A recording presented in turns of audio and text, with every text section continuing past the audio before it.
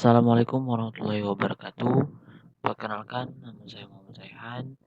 Pada video kali ini, saya akan menjelaskan tentang ITL Foundation, Concept of IT Service Management untuk mata kuliah IT Service Management. Langsung saja kita ke Introduction of ITEL. ITEL ini singkatan dari Information Technology Infrastructure Library, di mana itu adalah satu set konsep dan teknik untuk mengelola teknologi informasi, infrastruktur, pengembangan, dan operasi. ITL ini adalah pendekatan paling baik untuk layanan manajemen TI di dunia.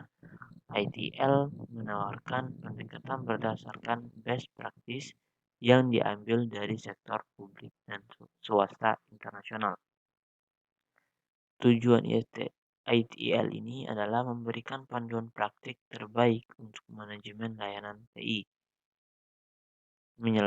menyelaraskan TI dengan kebutuhan layanan bisnis, pendekatan kualitas yang memanfaatkan pengelolaan orang-orang, proses, dan teknologi.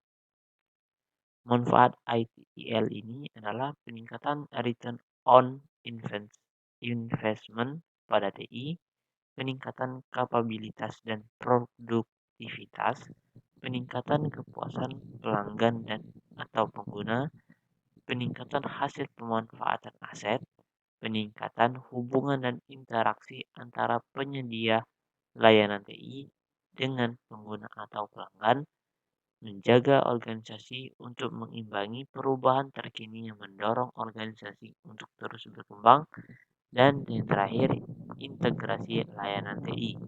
Peningkatan ini telah dibuktikan oleh banyak organisasi di dunia yang mengadopsi ITL sebagai kerangka kerja layanan TI mereka.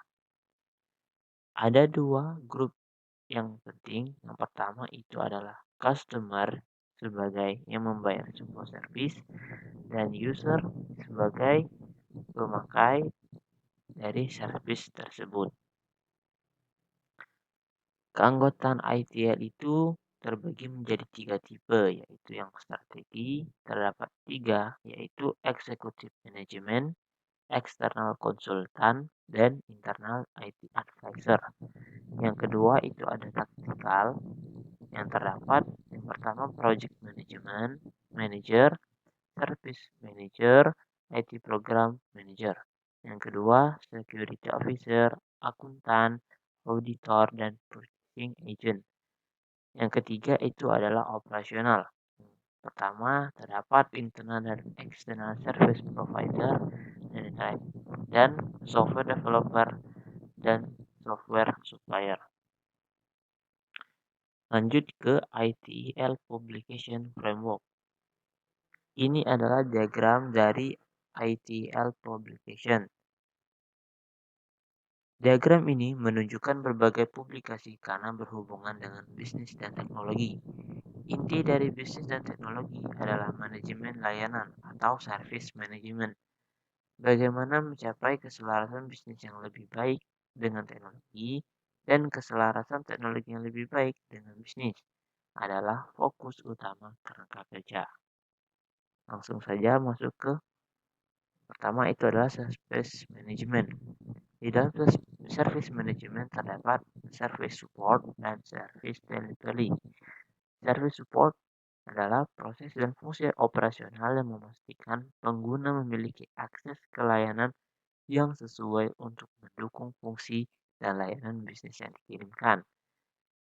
Proses yang termasuk yaitu configuration management, incident management, problem management, change management, release management, dan service desk function.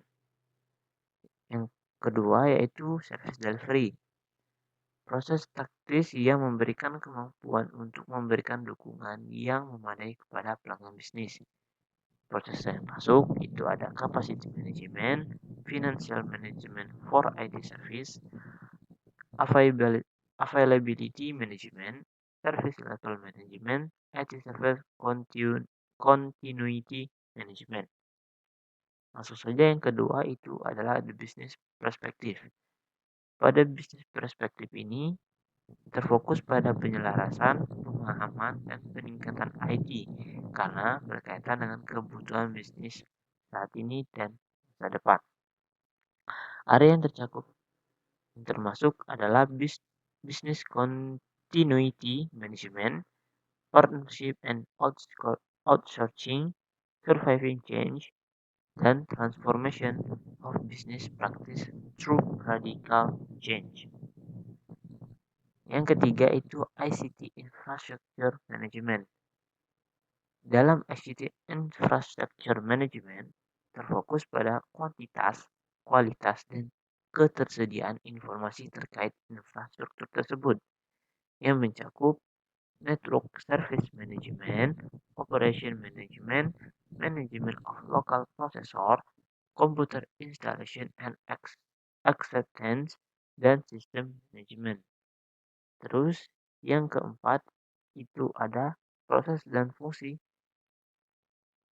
planning to implement service management, yaitu proses dan fungsi yang diperlukan untuk mengimplementasikan atau meningkatkan penyediaan layanan IT yang mencakup service management benefit, IT maturity, critical success factor, ongoing improvement.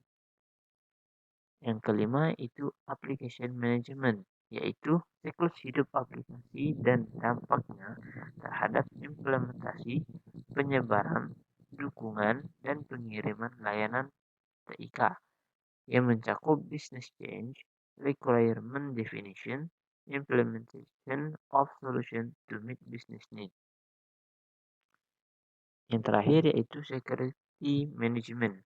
Manajemen keamanan dalam mendukung manajemen IT yang mencakup Fundamental of Information Security, ITIL, and Security Management Measures, dan Guidelines for Implementing Security Management.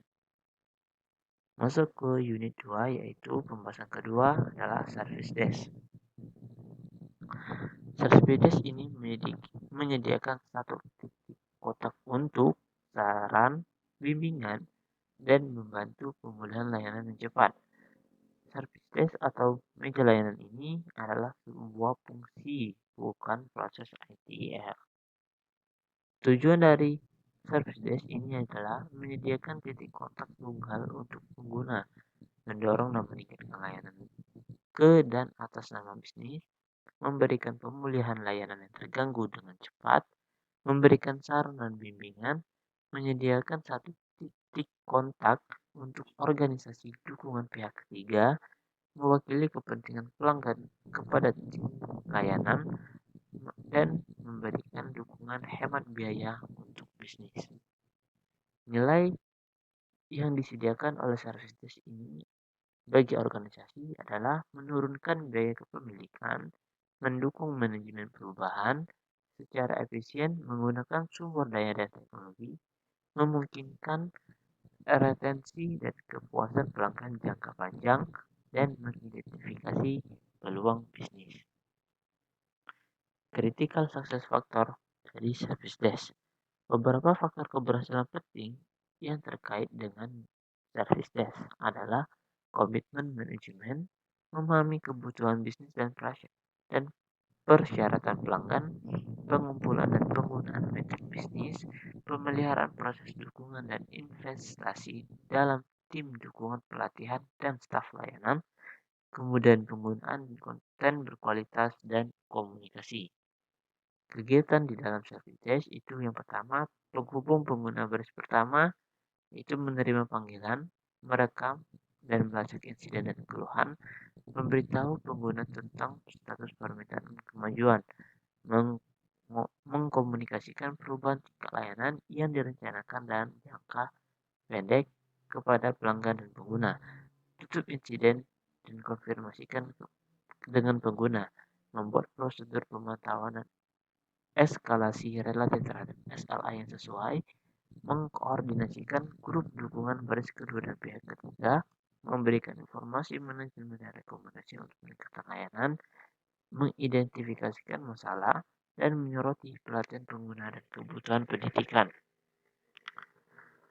Sisi pusat dukungan layan itu memiliki fungsi yang dikenal dengan beberapa tipe. Ada 3. Yang pertama itu pusat panggilan yang menangani volume panggil besar secara profesional dan telesales. Yang kedua, meja bantuan, yaitu mengelola, mengkoordinasikan, dan menyelesaikan insiden secepat mungkin, yang memastikan bahwa tidak ada permintaan yang hilang, terlupakan, atau diabaikan. Meja layanan itu fungsinya memperluas rangkaian layanan yang tersedia dengan helpdesk atau meja bantuan, memungkinkan proses bisnis diintegrasikan ke dalam infrastruktur manajemen layanan dan menyediakan antarmuka untuk aktivitas lainnya. Baik, itu saja yang dapat saya sampaikan. Jika saya ada kesalahan kata dalam penyebutan, saya mohon maaf. Pada waktu saya mohon ampun. Wabillahi taufiq wal hidayah. Wassalamualaikum warahmatullahi wabarakatuh.